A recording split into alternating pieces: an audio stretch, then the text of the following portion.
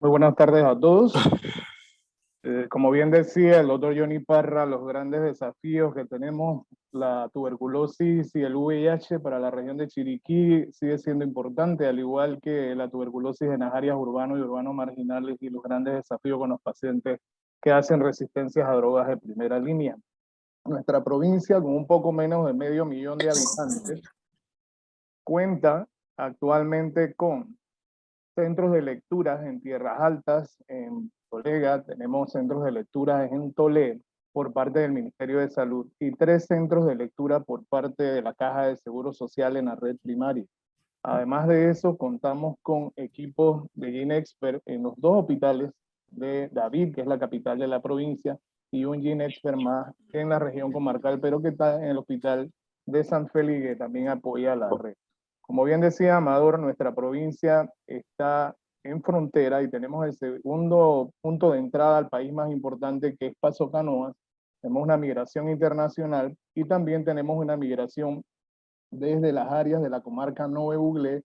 a las zonas de tierras altas donde tenemos nuestro eje cafetero y también desde la región de Bocas del Toro. Por lo tanto, el gran desafío de la región es mantener pacientes que muchas veces son de otras regiones y poder lograr una deriva de forma oportuna para poder hacer el cierre de los pacientes de manera adecuada. Nuestros hospitales están adyacentes uno al lado del otro, el Hospital Ovalía y el Hospital Regional de la Caja del Seguro Social. Este es el Hospital Materno Infantil, pero en estos hemos logrado poder articular con ellos que las derivas de la red de laboratorio sean los cultivos hacia el Hospital Ovaldía y una vez las muestras dan sugestiva, poderlas enviar al Gorgas y los pacientes que requerían técnicas moleculares los hacemos con el apoyo de los compañeros de la Caja del Seguro Social. Como ven, la red entonces tiene un centro de lectura por casi 52.000 habitantes y tenemos también accesos a técnicas moleculares, por lo tanto, se ha avanzado mucho en el tema de la capacidad instalada en cuanto al diagnóstico. Estos son nuestros casos incidentes desde el año 2015 al 2021 y el tema de la pandemia también fue un gran desafío porque los colegas de laboratorio estaban con los hisopados y los nuevos desafíos ante el COVID. Sin embargo, se mantuvo una tendencia de casi 100 pacientes por media por año. Cerramos con 92 el año 2021, lo que quiere decir que tenemos alrededor de 2 casos nuevos por cada semana epidemiológica en la provincia de Chiriquí. Estos son los casos que se diagnostican y quedan tratados en la provincia de Chiriquí. Pero aparte de eso, hay pacientes diagnosticados que son derivados a las regiones vecinas como la comarca Nove Buglé y Bocas del Toro. Nuestra tasa de incidencia en tuberculosis desde los años 2015 ha tenido una media de 20 casos por 100.000 habitantes y solo tuvimos un pequeño descenso a 16.5 en el año 2020, que fue el primer año de la pandemia, y el 2021 cerramos con 19.7, por lo que se mantiene una tasa media de 20%. En cuanto a la desagregación de datos por distritos, tenemos que la media regional es 19.7 y distritos como San Félix, que tiene cercanía a la región comarcal, con 58.2, San Lorenzo, 37.1, también muy cerca a la región comarcal, las Tierras Altas de Volcán y Cerro Punta con 30.3, Dolega 25.8, el distrito de David, que es área urbana, 23.5 y Alange 22.7. Es interesante que cuando vemos los casos por números absolutos, la mayor carga de enfermos entonces sí cambia porque está justamente en las áreas urbanas de David, donde entra el 50% de los casos, y en áreas urbanas como Barú y el distrito de Bugado. En cuanto a la distribución de los casos por sexo y por edad, de los 92 casos registrados en el año 2021, vemos que se mantiene la tendencia de tener mayor número de enfermos en los pacientes masculinos y en la población económicamente activa. Tenemos una carga de niños que son menores de 14 años, usualmente diagnosticados por nuestros pediatras en el hospital Ovaldía y derivados a la red primaria, pero el 100% de estos niños son de la etnia Nove Buglé, diagnosticados por nuestros pediatras del Hospital José justamente hijos de usualmente trabajadores agrícolas de la etnia Nove que trabajan en nuestras zonas agrícolas. La incidencia de casos nuevos, es interesante ver cómo la calidad diagnóstica se mantiene en este quinquenio y para el año 2020 y 2021 el mayor número de enfermos de casos nuevos fueron diagnosticados a través de la vaciloscopía o técnicas moleculares, con 70% en el 2021, un 11% de tuberculosis diagnosticadas por clínica y un 19% de tuberculosis extrapulmonar. Nosotros en Chiriquí mantenemos la conducta de que estos casos deben ser de mucha responsabilidad de la red primaria a través de la identificación de sus sintomáticos respiratorios y el envío de las vaciloscopías diagnósticas. Sin embargo, los casos clínicos y los casos extrapulmonares son responsabilidad de nuestros especialistas, usualmente neumólogos, internistas, pediatras y sobre todo los infectólogos en el tema de la doble infección. En cuanto a los resultados de las cohortes de los casos pulmonares bacilíferos BK positivos, vemos que la tendencia está a tener un éxito de casi 70% de media, y en el 2020 tuvimos 70% de casos curados y un 7% de tratamientos terminados. La región de Chiriquí aún no logra llegar al indicador de éxito de casos porque tenemos un gran peso de la mortalidad. Ustedes pueden ver que en los últimos 3 años el porcentaje de mortalidad ha oscilado en el 15% de los casos. Y esto se traduce nada más que en un diagnóstico tardío. Es el llamado de atención que tenemos a la red primaria, tanto MINSA como Caja, de redoblar la identificación de sintomáticos. Y yo creo que esa es una lección aprendida que nos deja la pandemia, porque no estábamos acostumbrados a hacer triage de manera oportuna con todos los pacientes que acuden, y sobre todo el trabajo de promoción que hay que realizar en las salas de espera de las instalaciones. Sin embargo, también tenemos un 9% o una media de 9% de pacientes en pérdida de seguimiento, y obviamente son pacientes que por su migración y su cambio de domicilio y por la dispersión de la población en la región y sus áreas agrícolas, son pacientes que se pierden de la red y entran en esta categoría de pérdida de seguimiento, y que son un gran desafío cuando vuelven a entrar en el programa como vueltos a tratar. En el caso de las cohortes de casos vueltos a tratar, todavía el porcentaje de mortalidad es mayor, con una media de 25% de mortalidad, igual el abandono es mucho más alto. Por lo tanto, casos que vuelven a entrar al programa son un verdadero desafío para la red primaria. Y aquí ven que de 41 casos que tenemos ya cerrados para el año pasado, en el año 2021, la mortalidad está en 34% de estos pacientes. 15% de ellos están ya en pérdida de seguimiento, son 6 casos nada más, y tenemos un éxito que ronda en el 50%. Por lo tanto, una vez más, a pesar de que la pandemia aún no ha finalizado, hay que retomar las estrategias del TAES y hay que retomar la estrategia de la visita domiciliar para poder evitar las pérdidas de seguimiento que golpean fuertemente los indicadores de la corte de la región. Otro caso interesante es el de TB y VIH. La región ha tenido esta tendencia en casos VIH desde el año 2014, y pudiéramos decir que es una media de 150 casos por año, con su pico más alto en el año 2020, en plena pandemia, con 206 casos nuevos y 173 casos de VIH nuevos en el año 2021, lo que pudiera yo decir entonces que cada semana epidemiológica tenemos 3 casos nuevos de VIH en la región. Y aquí están los casos con doble infección. En el tema de TB, serían 2 casos nuevos por cada semana epidemiológica. De tal manera que cuando vemos los porcentajes de coinfección, tenemos una media de 20% de los casos tienen doble infección VIH y TB. Gran desafío porque las clínicas TAR están centralizadas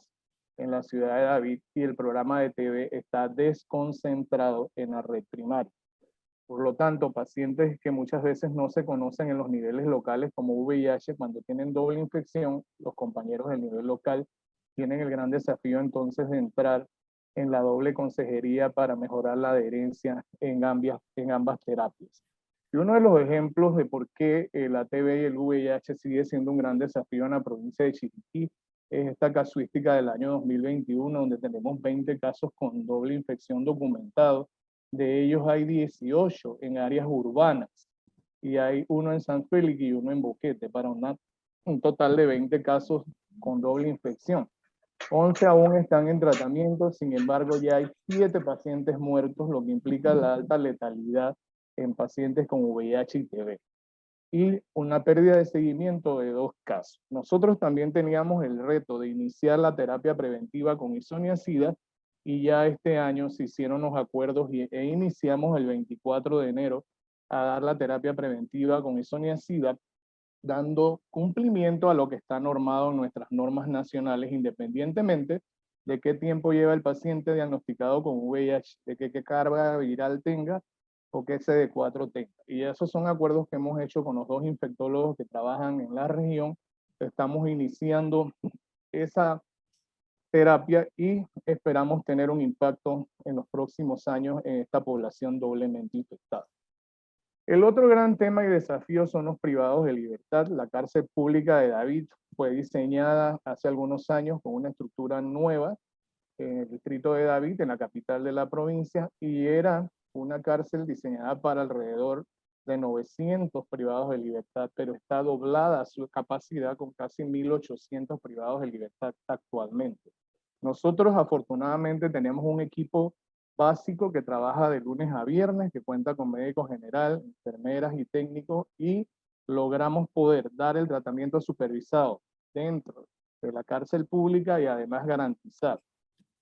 las muestras diagnósticas y las de control. También no han sido tampoco mucho a la carga de enfermos y ustedes ven que 2 pacientes en el 2015, 2 en el 2016, el 2017 no registró privados de libertad, 3 casos en el 2018, un solo caso en el año 2019 y 4 casos en plena pandemia en el 2020 y 3 casos el año 2020. Como pueden ver en las barras azules, los casos mayoritariamente son diagnosticados vía baciloscopía y en cumplimiento con la norma, hacerle las pruebas de GeneXpert a estos pacientes privados de libertad que resultan bacilíferos. Estos son casos por clínica y usualmente vienen derivados del hospital de adultos, el Hospital Regional de la Caja del Seguro Social. Y afortunadamente, las cohortes y paradójicamente, las cortes en la cárcel pública de David han sido siempre 100% exitosas. Como ustedes ven, 2018, si sumamos, tiene 100% la corte, igual que el año 2019 y el año 2020. Lo que quiere decir que un TAE, que obviamente estando los pacientes privados de movilidad, es mucho más fácil administrarlo, es efectivo y que se pueden lograr los éxitos que esperan los indicadores del programa. Afortunadamente también no hemos registrado casos con VIH y TB en este grupo de pacientes privados de libertad en este periodo de 2015 a 2020. En cuanto al otro tema interesante y gran desafío de la resistencia a las drogas de primera línea, pues sí, la región ha registrado casos. En los últimos 3 años tuvimos 4 casos RR en el año 2019. En la pandemia solo se registró un caso con resistencia a isoniazida. Ahora con la gran ventaja de que el Instituto Gorgas nos envía a través de plataformas electrónicas los resultados y podemos también saber en qué parte del gen está la resistencia y hacer los cambios de forma oportuna. Este paciente fue en el gen INA y obviamente el aumentar las dosis de isoniazida también es un desafío para evitar los temores tanto del nivel local como de los propios pacientes. El año 2021 cerramos con 2 casos monoresistentes, 2 RR y un paciente multidrogo resistente. Estos pacientes ya prácticamente tienen el cierre porque los pacientes que resultaron ser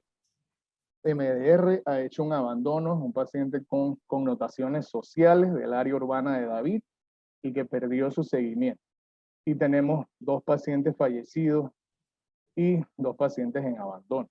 Entonces, el gran desafío siempre va a ser los pacientes vueltos a tratar y aquellos pacientes que nos hacen resistencia. Sobre todo ahora que tenemos los esquemas con bedaquilina y que nos desafían a ingresar a ese paciente en el hospital, de ser posible si tienen comorbilidades, porque ambos pacientes del año 2021 tenían diabetes mellitus y para nosotros es un voto de confianza poder tenerlos en seguimiento con los electrocardiogramas y cuidados por los especialistas las primeras 2 semanas para que cuando ese paciente sea derivado a la red primaria tenga más seguridad en el manejo de las drogas de segunda línea.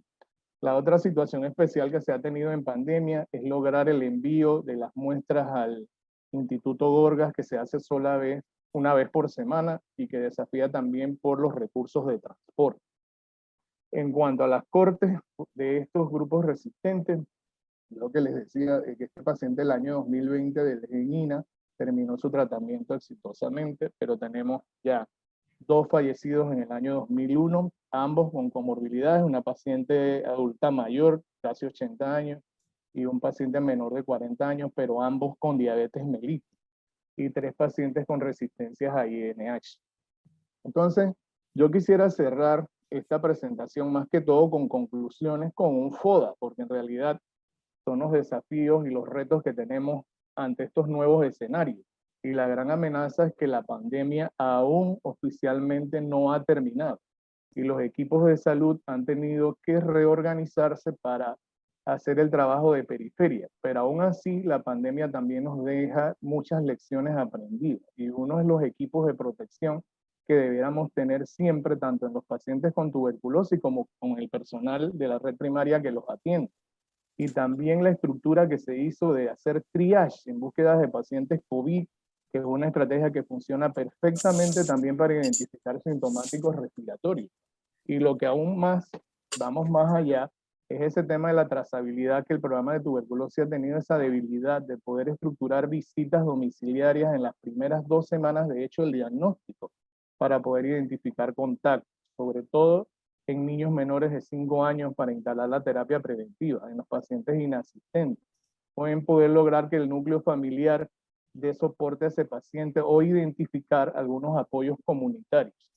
Las debilidades, obviamente para una red primaria que cuenta con equipos básicos de salud, es manejo de comorbilidad, porque no estamos muy acostumbrados a ver pacientes con VIH, ese es un paciente muy centralizado y creo que ya es momento de que la red primaria vaya conociendo también las normas del programa de VIH, se vaya familiarizando con los retrovirales que se utilizan y podamos dar mejor consejería y garantizar adherencia.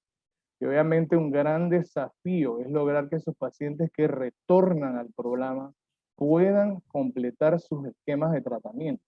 Y sobre todo en los pacientes que tienen resistencia a drogas de primera línea, la gestión con la capital por estar a una distancia de casi 400 kilómetros y algunas veces disponibilidad de vehículos, podemos tener una ventana casi de una semana en lo que el paciente está diagnosticado por las técnicas moleculares y poder hacer la gestión de los medicamentos hacia la provincia. Otra de las debilidades que nos ha traído la pandemia es la alta rotación del personal. Pero en fin, las normas están y debemos trabajar de manera muy armónica y articulada. Como lo pongo aquí en las fortalezas, la tecnología llegó y llegó para quedarse, y sobre todo en COVID se utilizó todavía mucho más el SISBIC. Tenemos personal de registros médicos que ahora maneja la plataforma y que creo que pueden ser de gran ayuda, sobre todo cuando tenemos que buscar pacientes perdidos por sus direcciones o sus números de cédula. Y otra de nuestras fortalezas es que nuestra red de laboratorio, tanto con los colegas de la Caja del Seguro Social y el Ministerio de Salud, están muy bien articuladas. Podemos usar incluso los WhatsApp para poder que la notificación sea de forma inmediata cuando el laboratorio tiene un paciente identificado. Y el trabajo interinstitucional seguirá siendo un desafío entre instalaciones MINSA y Caja y las clínicas privadas, que tenemos médicos, neumólogos que trabajan de manera completa a nivel privado, que ellos conozcan la norma y que también nosotros podamos darle acceso a ellos a las pruebas moleculares cuando se hacen broncoscopías. Obviamente es otra fortaleza hacer esa articulación entre niveles hospitalarios y niveles de red primaria, porque podemos ver a través del SISBIC las notificaciones que los hospitales hacen y también ver un problema que teníamos enmascarado, que era la notificación de la mortalidad. Porque aunque el paciente entre diagnosticado y fallezca en el hospital, debe entrar a las plataformas electrónicas del BigMore y debe entrar a la plataforma SISBIC, de tal manera que esa investigación de los casos de pacientes fallecidos también se hace ahora una prioridad ante estos nuevos escenarios que tenemos a nivel de la región. Tenemos una gran oportunidad de coordinar con ambas clínicas TAR y ya como les comenté, darle seguimiento a la terapia preventiva con isoniazida independientemente qué carga viral tenga el paciente, qué niveles de CD4, ni cuántos años tenga de haber sido diagnosticado con VIH. En ese sentido, estamos iniciando con buen paso para este año, con ese desafío tratando de disminuir esa mortalidad en el grupo de coinfectados, que es el que no permite que la región mantenga unas cortes de manera exitosa. Obviamente las nuevas tecnologías, como bien señalaba Odemari, ayudan a divulgar las acciones del programa y también nos han permitido dar seguimiento a algunos pacientes a través de las videollamadas. También nosotros dimos tratamiento por cada 15 días en medio de la pandemia, pero ahora que ya estamos en una fase de que han disminuido los casos de COVID y la región tiene que ir retomando su manera rutinaria de trabajar, vuelve el desafío de las visitas domiciliarias y vuelve el desafío de dar el tratamiento estrictamente supervisado.